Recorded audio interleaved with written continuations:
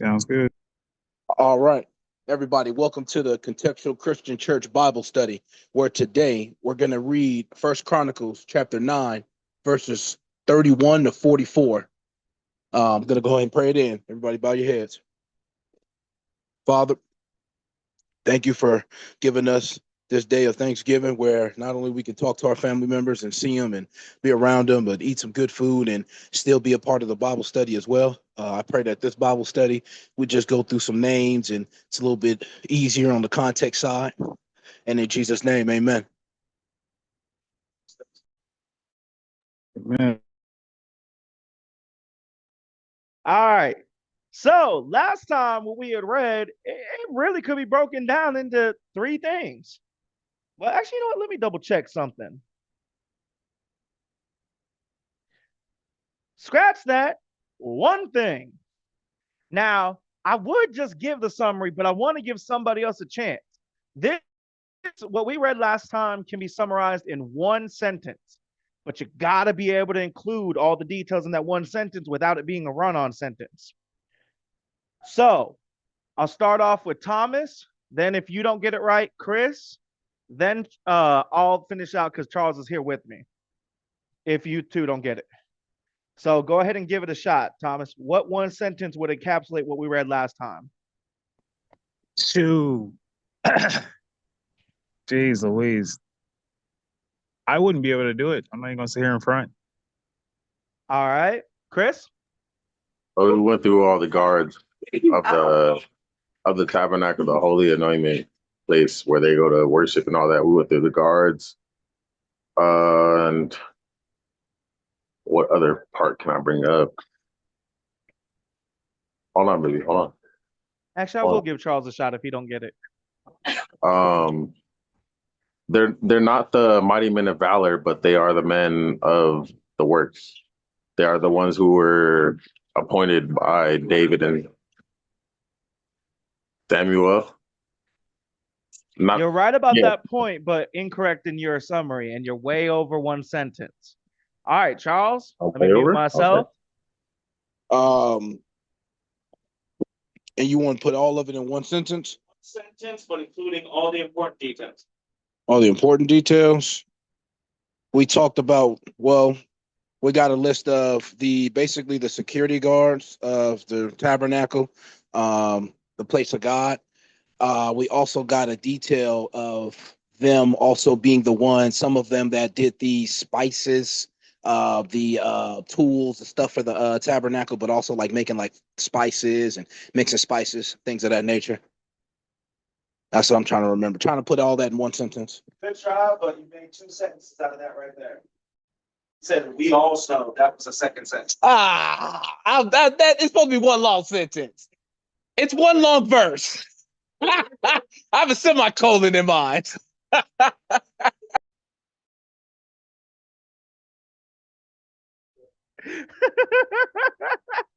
So that was a good try, Charles. But the moment you said we are also, you started a whole new sentence.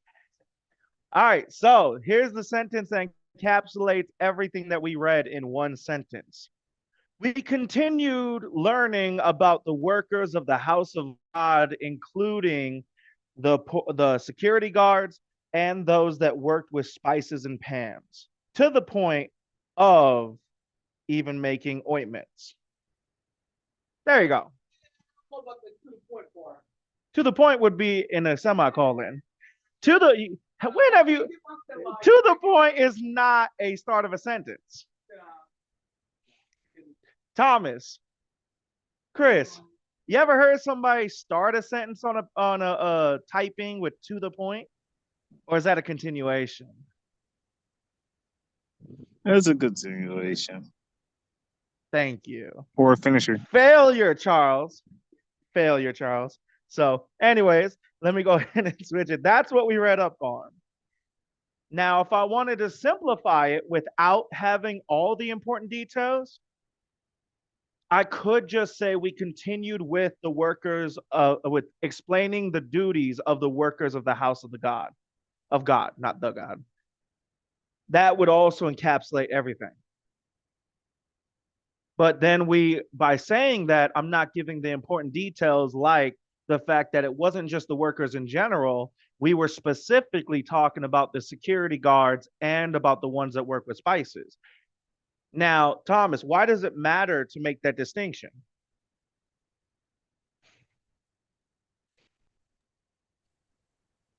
I'm sorry. I didn't really hear what you said. Oh, why does it matter to make that distinction?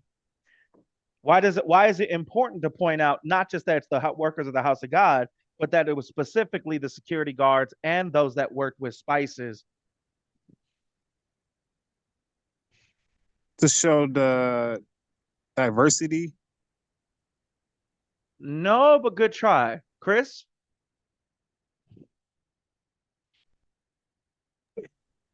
I'm gonna be honest, I wasn't paying attention. My daughter's outside.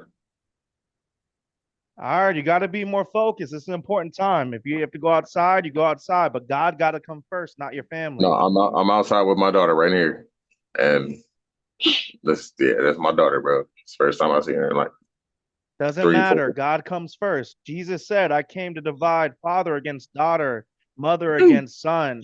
If you love your mother or your father or anyone above me, you are unworthy of me. God comes first, not your kids. All right. Do you care about if they go to heaven or hell? That's why they're listening to the Bible study with me. That's why she's so. But that's why we have to make sure if they're there, they need to be on and focused.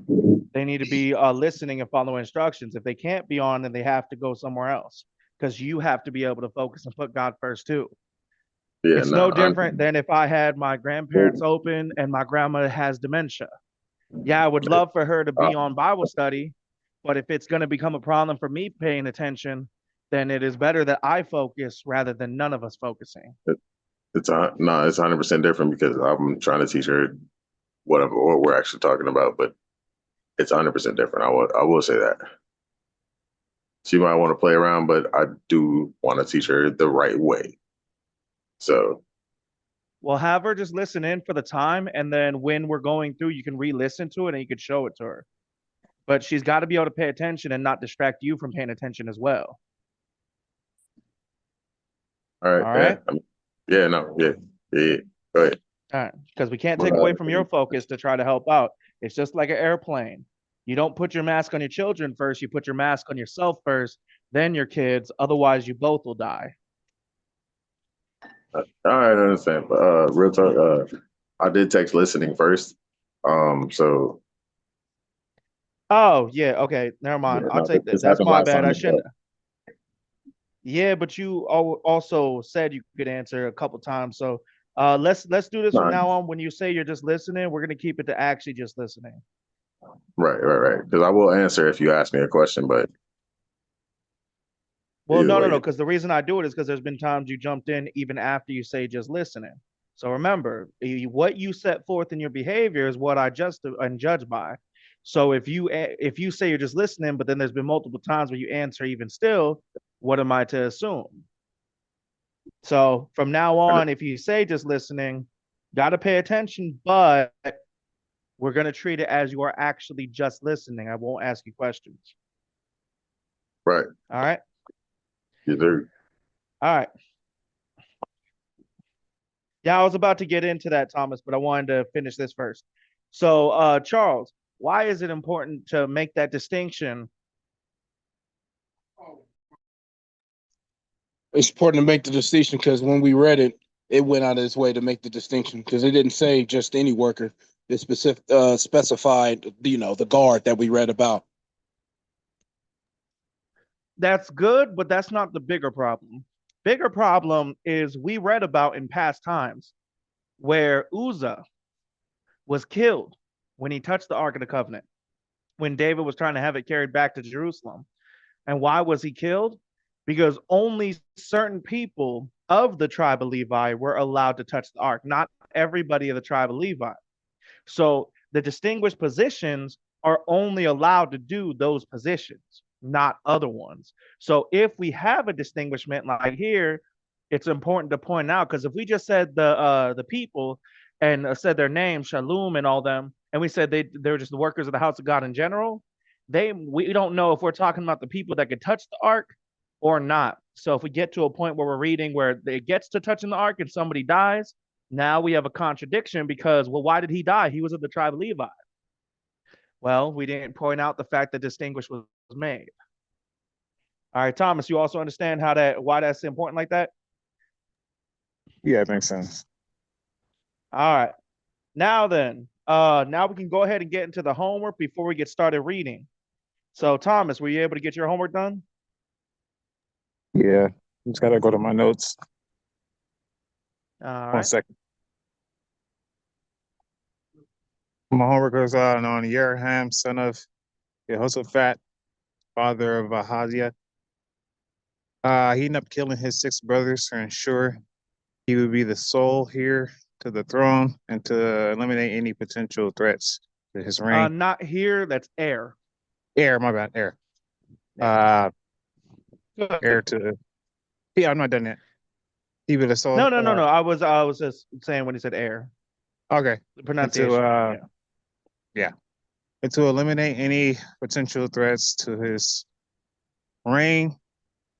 He reigned over Judah for 8 years, but due to him leading Judah into idolatry and his general wickedness, God smote him with an incurable disease that made his bowels fall out. Good. All right, so we see again where when it points out a certain individual, he's a massively important person at his time frame, right, Thomas? That's a crazy thing that happens. Yeah, King of Judah. Sure. Exactly. So every time we see where it's just giving a list, we see when the Bible and the author of the book that we're in at the time, the First Chronicles, we see when they're trying to emphasize. Now, what do we see? What do we notice about the difference when they're trying to emphasize? It's always someone important. It's a level of importance. Was this person big in any kind of way, or were they small? And every time we do, we see it shows the genealogies. There were some that were so not important that we didn't even get their names at all. We just said, and their sons. Well, who are their sons? They don't matter. Like they're not important. So that's what we see with it. So Shalom did that crazy thing. And so as we go forward, now, one thing I do want to say, because I didn't realize this would be a problem until today, we will do the homework before we do the introduction to the Bible study from now on. Because it just hit me today how I felt like I had to reread the screen to remember what we're getting into today. So that's my fault for not thinking about that problem ahead, but I didn't realize it would be a problem until just now. So anytime I give you guys homework, we'll do it before we do the introduction, after we say who's going to read or whatever. All right, so everybody who has homework needs to be ready to go by like 27 so we can have the answers in before we get started. All right.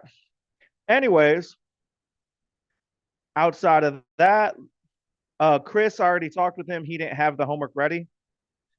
Yeroham,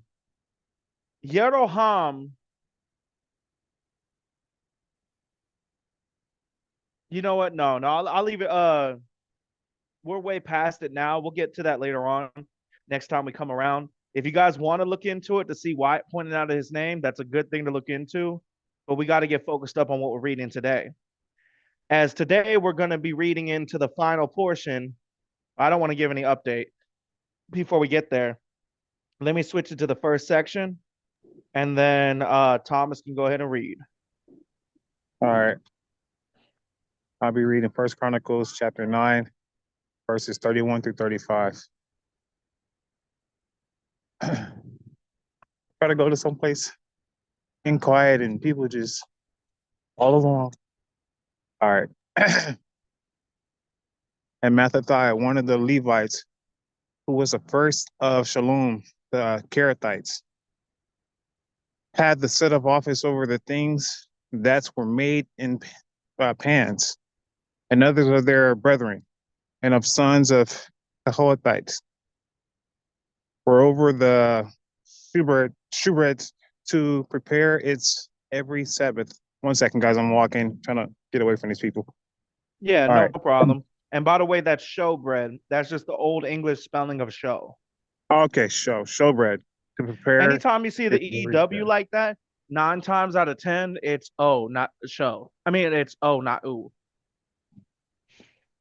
Okay. And these are the singers, chiefs of the fathers of the Levites, who remain in the chambers were free, for they were employed that for they were employed in that work day and night. These chiefs, fathers of the Levites, were chiefs throughout their generations. These dwelt at Jerusalem. In Gibeon, and in Gibeon dwelt the father of Gibeon. Yeah, yeah. Yeah, let me look it up in a phonetic real quick. Hold on. No problem. I'm gonna get these names eventually, man. Work in progress. Oh, just understand, it took Charles over a year to get where he is. Actually, over Yeah. 2 years. Good job, Charles. I commend you. And in Gibeon dwelt the father of Gibeon, Yehiel, whose wife's name was Ma'akah. No. It's Ma'akah. in the English with the CH. So check that. That might be the K sound. A lot of times when it's the English is CH, not the phonetic, it's the sound of a K. Ma'akah. So how did it spell it in the phonetic? Mahakaw. Yeah, Ma'aka. Okay, Ma'akah, that's what I said. All right. Let me read 31 to myself. Definitely.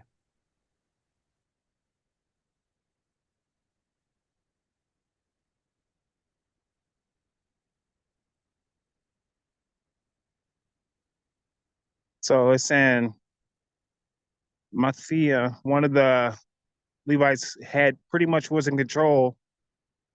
Mathia, the Levite, the firstborn of Shalom, who was a Karathite, he had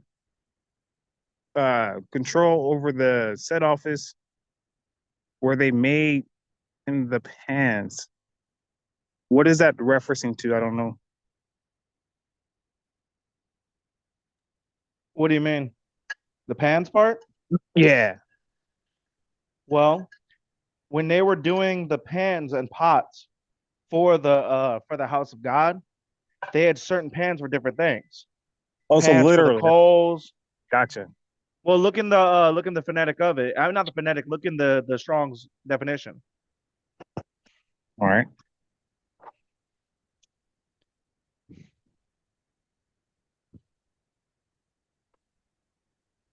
What's going on?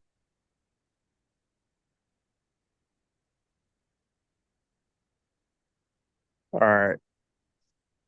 Flat cakes, bread, oysters from an unused root, So like probably being the matzah, cook. everything that was made in So the literally the cook. That's what I was curious yeah, about. yeah. But not Okay. just to cook, because they did have chefs and stuff, but more specifically the cooking of the stuff for the house of God. So this would normally be like the things for sacrificing, the matzah for sacrifice, those stuff. Okay. And it says here in 32, the other brethrens of the sons of the Kothites, they were pretty much in charge over the showbread to prepare for the Sabbath. And then in 33, read this myself. Yo, this park is active. I thought I was about to come get some peace over here. Hold on. That's why I tell you guys it's good to go into your cars. I don't have a car right now. All right. I'll read to myself. And just,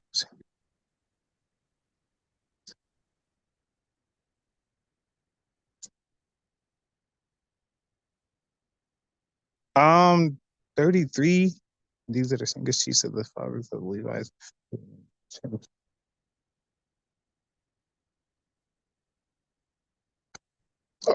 Let me go to phonetic real quick and look up a word.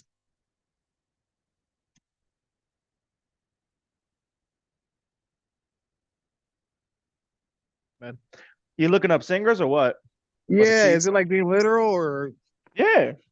Oh, Okay. bro, they had, see, the thing is they had instruments. They had, like, David literally played the harp. They had whole band level like music going on, bro. Okay. See, I'm over here like overthinking stuff.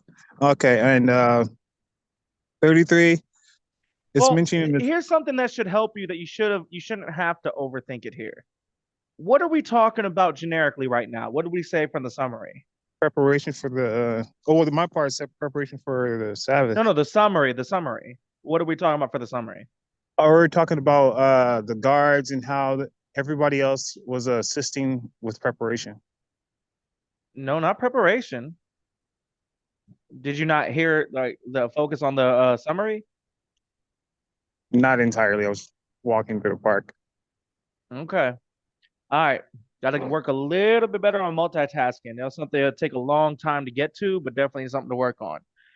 It's about the work of the house of God. We're Okay. dealing with all the different people's duties, what they were assigned to, and everything in the house of God. We read about the porters, which were the security guard. We read about some of the priests who dealt with the ointments. I mean, not the ointments, the spices, and then even some made ointments out of them. Now we're dealing with the chefs in the first part you read, and then now we're dealing with the singers. Well, if we're dealing with singers and you look at the context around the house of God, what else could it mean? Right. It makes no sense for it to mean anything else other than literal singers. And the reason why is not because singers couldn't be literal, couldn't be a metaphor, but if we look at the whole surrounding context, none of it has been a metaphor. They've all been literal positions. So that should have let you know to where not overthink it. It's straightforward in this section. Right. I just didn't put two and two together. Mhm. And so 33, we have the singers and chiefs of the father of Levites, who pretty much all remain in the chambers day and night doing their job. No lonely stoners. What you mean by that? He said day and night. This guy. Okay. All right. And 34, reading to myself, these chiefs. Father of the Levites were chiefs throughout the generations. So 34, we're talking about the chiefs, father of the Levites, who pretty much remain chiefs throughout generations, their generations, and they dwelt in Jerusalem. And in 35, and give me on dwelt over here. So it's pretty much saying, and Gibeon dwelt the father of Gibeon, Yehiel, and it mentions his wife, who was Ma'ah. I'm gonna go to the phonetic to pronounce it correctly. Sorry, guys, it's taking a lot longer than usual. You don't need to Ma'ah. apologize every time. This is the whole goal of Bible study is to get better and better. If you Right. need a second, it's okay to take a second, but stop apologizing. This is why we're I'm here. not sorry. There I we can't go. be mean if I wanted to. I doubt that. Don't play with me. I know what you can. We all capable of that. Don't. No. Let's. Like, what you talking about? We had Thou a whole shalt not conversation, lie. bro. We are in Bible study. You should not be lying. But I wasn't really mad at you. I could never be mad at you. Just frustrated. All right. So that's pretty much it for my summary, man. Good. Now, it's interesting the point. I was gonna say this about it. It's interesting the point that they even have singers. Think about the fact that in temple, in church, everybody is supposed to sing, right? Everybody's supposed to be involved. So, Thomas, why would you have singers then? Because, man, it takes let me hold on. Let me collect my words before I just say anything. Mm-hmm. They set the mood. It's something about music that just, sets the mood of the party or whatever the event may be. That's what I think. Is that being far fetched, or are you trying to looking for a more It's direct answer. not far fetched. It is a good try, but it is incorrect. It's not far fetched though. Charles? Yeah, let me switch it to speaker. Can y'all hear me? Okay. So you saying why did they have singers from back then, like set up and so? Why would you have specific singers? Oh, I was thinking about through all what we read, these specific singers. This is part of their job. This is something that they're really good at, and everybody as far as Jerusalem, children of Israel, everybody had their duties. Everybody had that one thing that they're really good at. Instead of having the farmer singing or the carpenter singing or the priest cutting up stuff to sing, you have people that were already like good enough to sing. Everybody is supposed to sing. I thought that was a reference of today. No, even that. Oh no, my bad. I thought that was a reference for today. So even though everybody was supposed to sing back then, why did they have singers? Oh, I want everybody to hear the correction I was giving you, so it's not just so in case. Yeah. So, as my question said, even then, just like today, everybody is supposed to sing when we're singing. If you ever go to a temple, you will see that every single person in the temple is singing when they do their prayers. Our prayers are done in the form of song. You've probably seen it in videos when they show temples and stuff, how they're singing in Hebrew. They're not just singing, that's actually how they would pray. They would put it out in the form of song a lot of times. Like there's one prayer that I forget the meaning of it, but it basically goes Shema Yisrael Adonai Eloheinu Adonai Echad.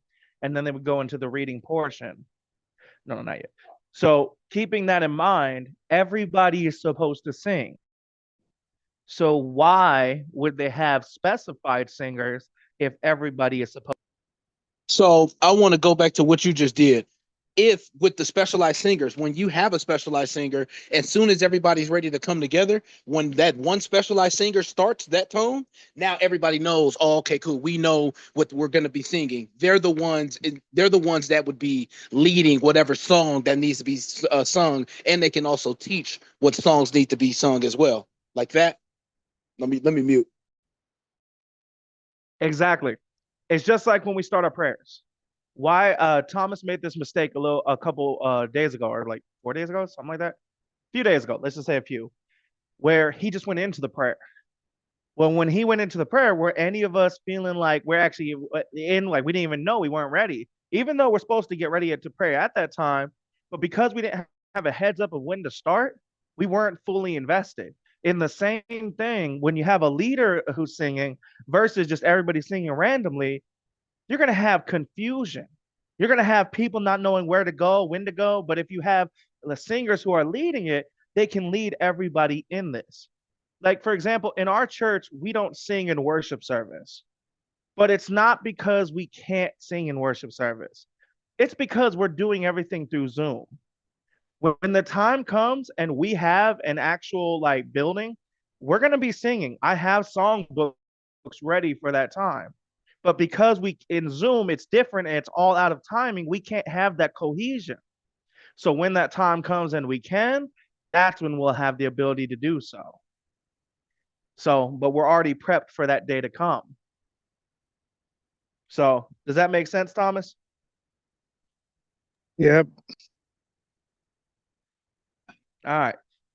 Now, as I was saying towards your part about in the mood, it does impact the mood, but that's not the main focal point. The main focal point is the unity and the focus, which mood is a part of, but not the entirety of. Outside of that, everything, your explanation was perfect. That was just a side note of important detail, but not a correction at all. As I'll go ahead and switch it to the second section.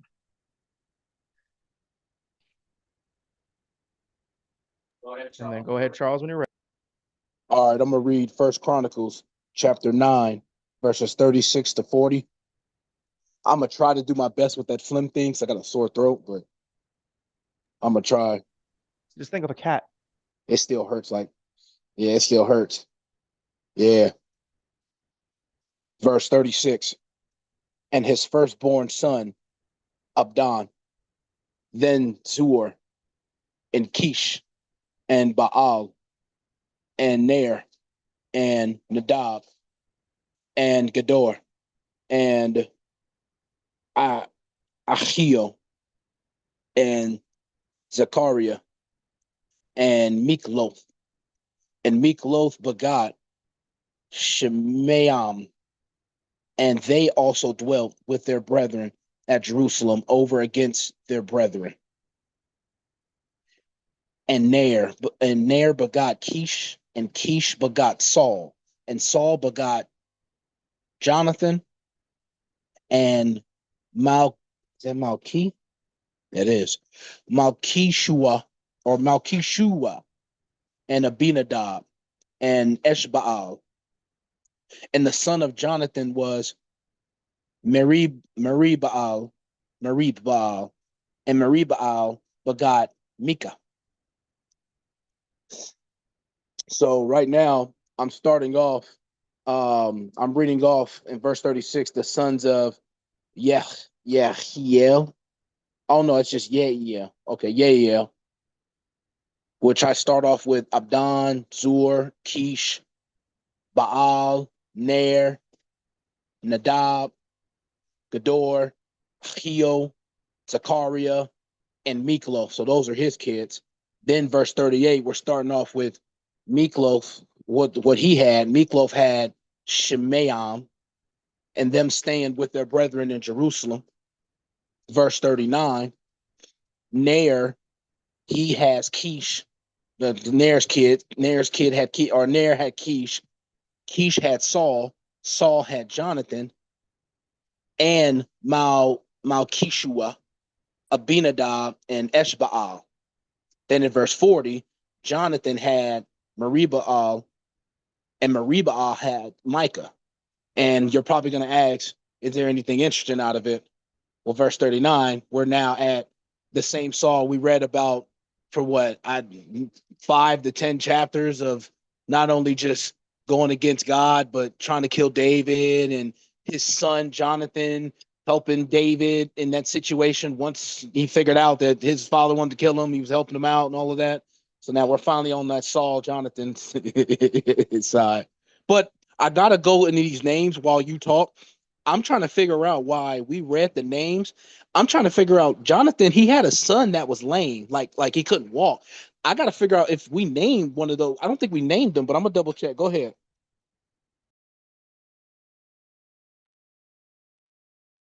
You mean Maribabal? Maribal? I got to go back and double check because on the Strongs and the PDB it doesn't show that he's lame. Oh no, I think he had a different name, but he was also an estranged son. He wasn't like the direct son. He was a son through like a concubine or something like that, if I remember Yeah, correctly. yeah. I just thought it was interesting they didn't bring him up because the book went out of its way to bring him up in a couple chapters actually. But Yeah. yeah, go ahead. All right. Now, there's one other thing that's interesting about Saul that you didn't bring up, and that's the fact that we just read about Saul a chapter ago. Literally, just last chapter in chapter 8. So we just went through the genealogy getting into Saul when we talked about the Gibeonites in that section. And now we're talking about the Saul again, the same exact Saul. So the question will go to Thomas first. Why are we bringing him up again if we already brought him up? Ooh, that's a good one. I couldn't tell you. All right, let me mute myself and Charles. Go ahead. Strong possibility. We'll be reading about him again. Not just with like names, but actually going back and reading about what happened. That's a definite possibility. Thomas, can you think of any other possibilities?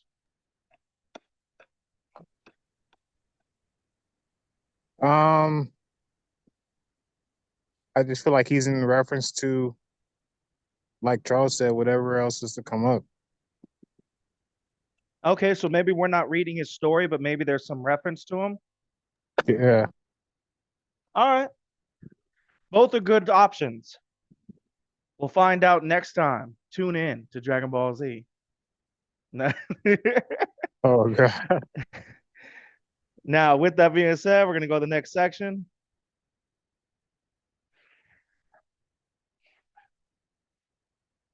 And I'll go ahead and read my section. In First Chronicles chapter 9, verse 41 to 44, finishing out the chapter. And the sons of Micah were Pithon and Melech and Tachreah, and Ahaz. And Ahaz begot Yarah, and Yarah begot Alameth.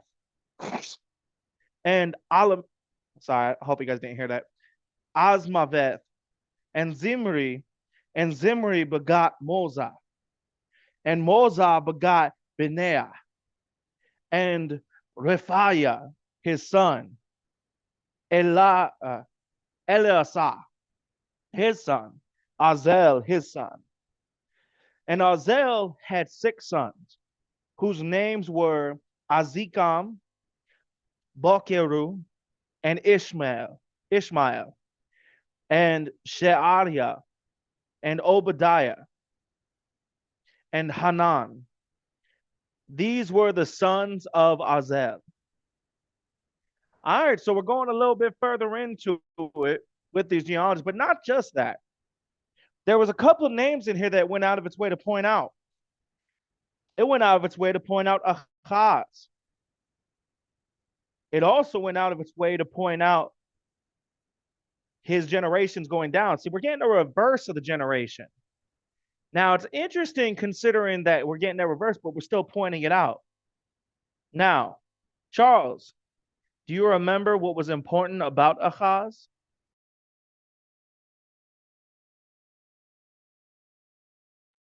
No, I don't.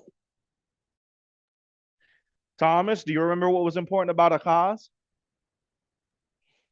Man, no.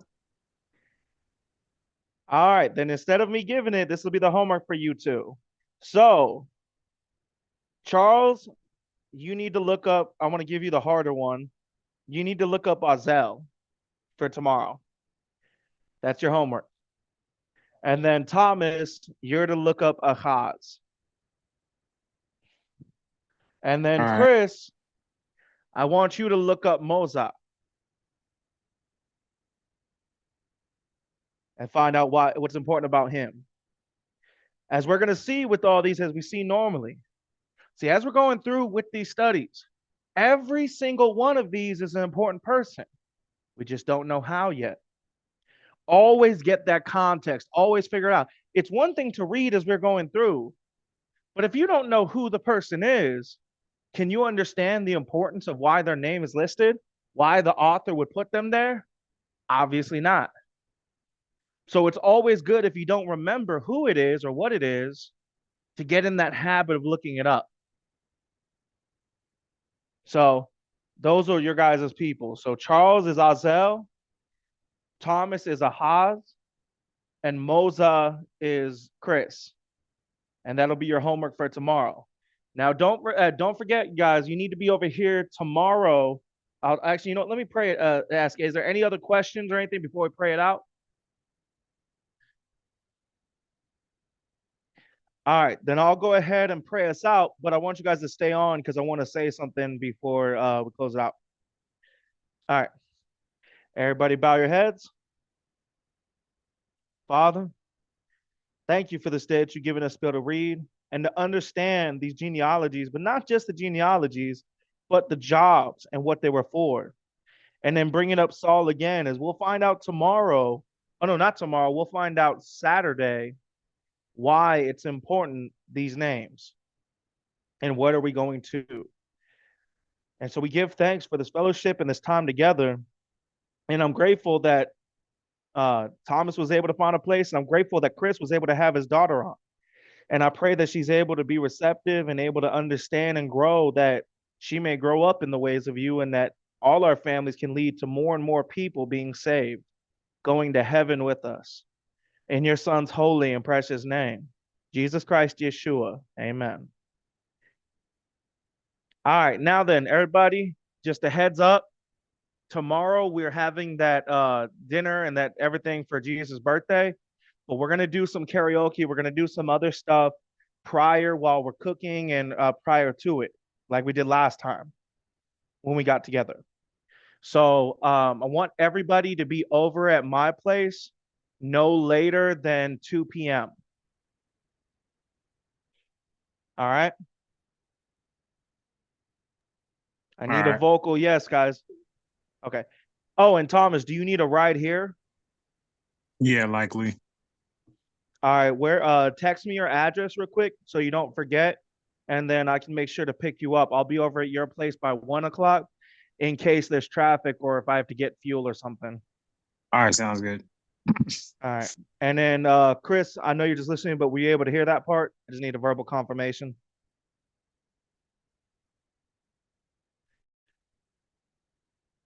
Yeah.